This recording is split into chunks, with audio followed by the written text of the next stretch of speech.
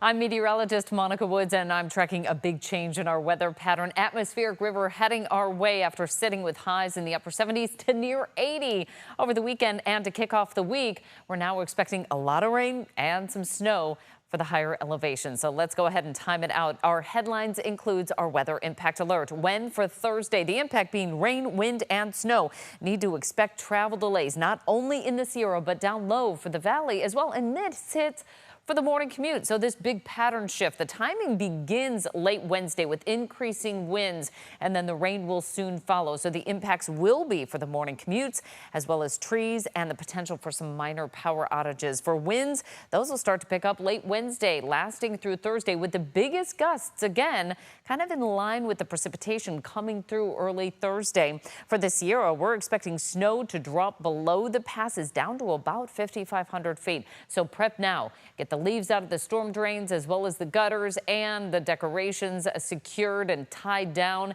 and get ready for those big delays for the commute.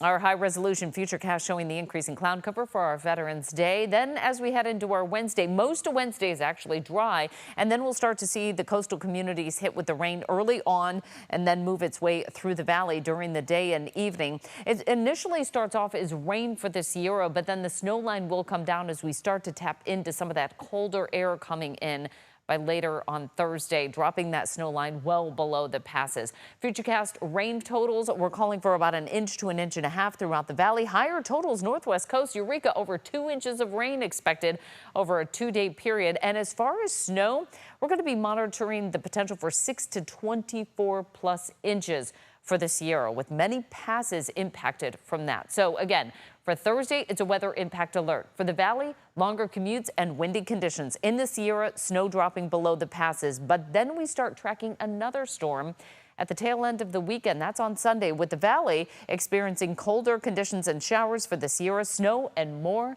travel delays. Not terrible timing considering we're getting awfully close to Thanksgiving, and I know a lot of the ski resorts want to start opening. Highs in the 60s for our Tuesday forecast, 70s as we head down into the foothills as we move our way southward through the central Sierra. This is going to be one of the areas that will be very hard hit with Thursday's storm, but in the meantime, Tuesday looks good. Highs in the 60s with 70s down low as we move in towards the Central Valley.